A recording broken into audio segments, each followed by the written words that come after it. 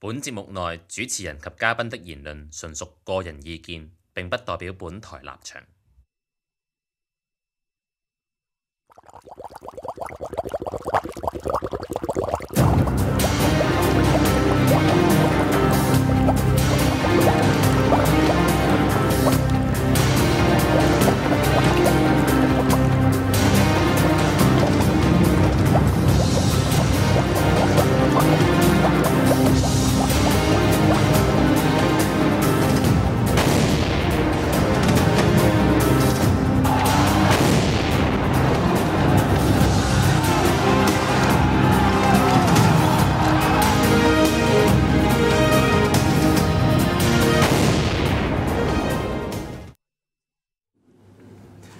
Hi, welcome back to the third and final segment of Boiling Point. I'm with Francis Lee from the Chinese University. Now, Francis was involved in a survey of attitudes of Hong Kong population regarding various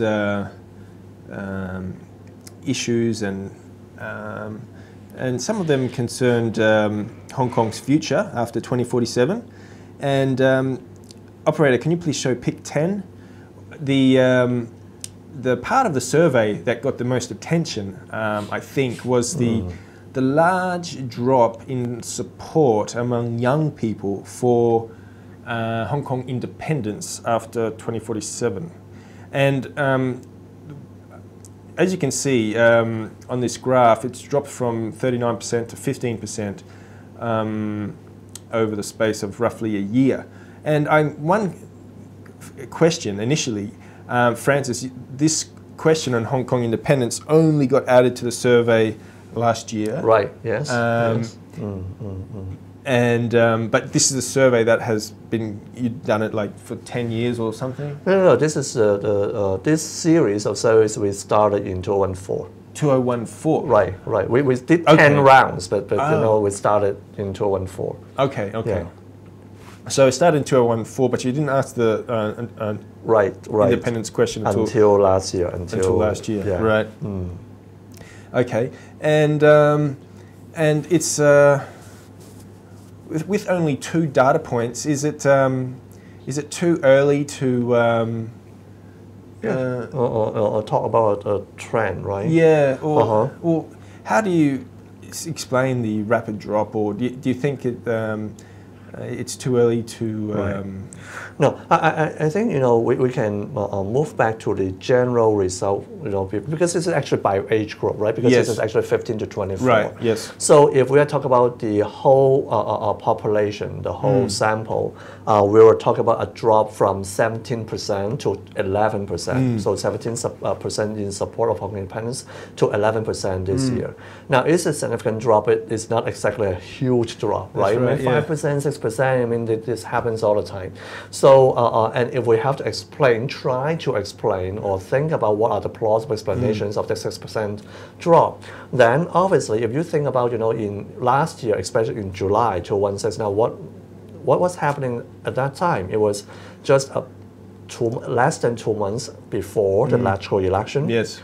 Edward Leung had not been DQ'd yet, but there were already, you know, talks about, you know, how Hong Kong government might, you know, try to suppress these pro-independence candidates in the election. And of course, at that time, it was also, you know, the so-called localist faction was also riding high, so to speak, on the back of on the back of the fishbowl revolution, and also the very strong showing in the by-election. Yeah. In February, and of course, you know, Edward Leung at that time was also very, you know, at the peak of his influence probably in the last 2 years, and so at that time there was a kind of, you know,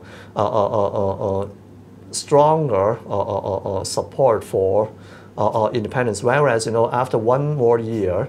Of course, you know, in the past few months, you know, there has not been that much discussion of Hong Kong independence because of what the MPC did, what Hong Kong government did, because of the controversy surrounding the legislators being DQ'd, the reinterpretation of the Basic Law.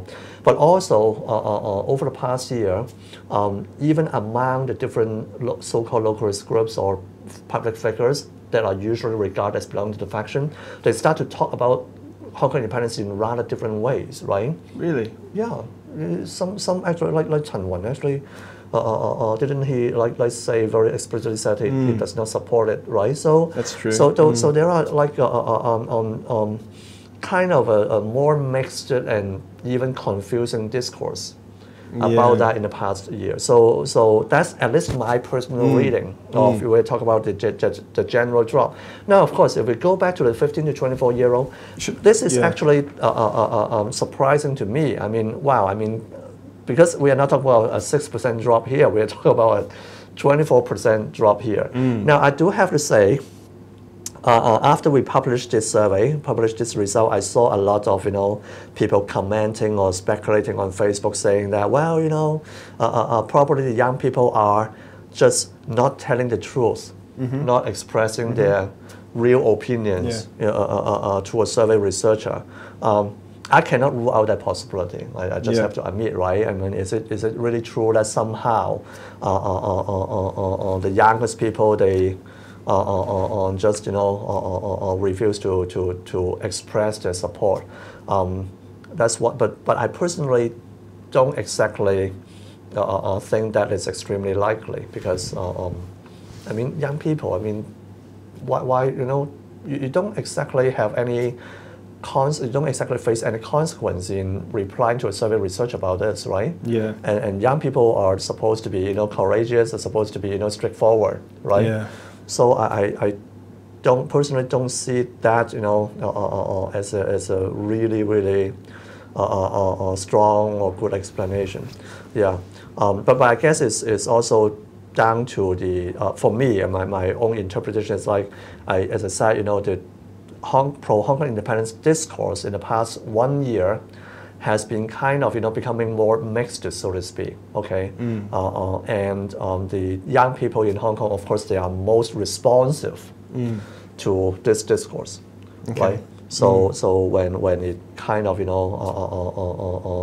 facing a temporary decline, then they might react the most, obviously. But I agree with you. Of course, it's just 2 time points. I mean, there is no particular, any strong reason to believe that it would be just an ongoing trend, right? Because it's completely normal for a tracking study, longitudinal survey, to see things going up and down all the time. Yeah. Yeah. There's the other issue, I guess, is, and I think you mentioned it. Edward Leung kind of went a bit quiet after the election, and on his Facebook, for example. Now people are going through court over fishball.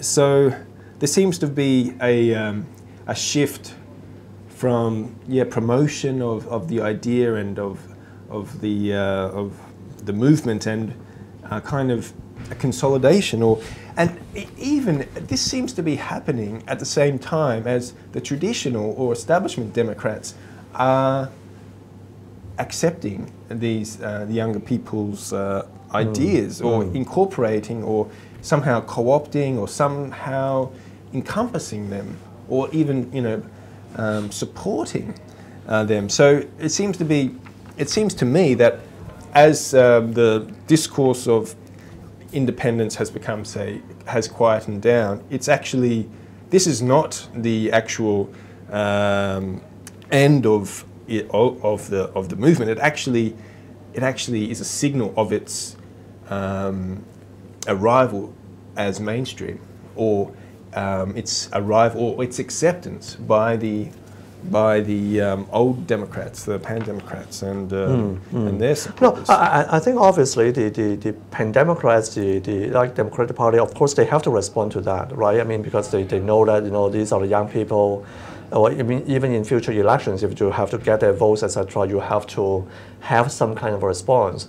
Of course, they would not go so far to say they support Hong Kong independence, but they have to respond, if not on the surface, if not so much Hong Kong independence on the surface, but actually some of the sentiments behind, right? They have to actually try to read the sentiments. What are the core sentiments behind these kind of things? And they have to try to come up with a response to that. And also, of course, even within, we also have to say, even within the major political parties like the Civic Party, the Democratic Party, I mean, they have young people too, right? I mean, although their young supporters or their young party members may not be the radicals, may not be the localists, but so still they would be closer to, right, ideologically or in terms of sentiment, they would be closer to actually the younger generation. So I think inevitably they will have to do that, try to respond to the sentiments of the youngest generation.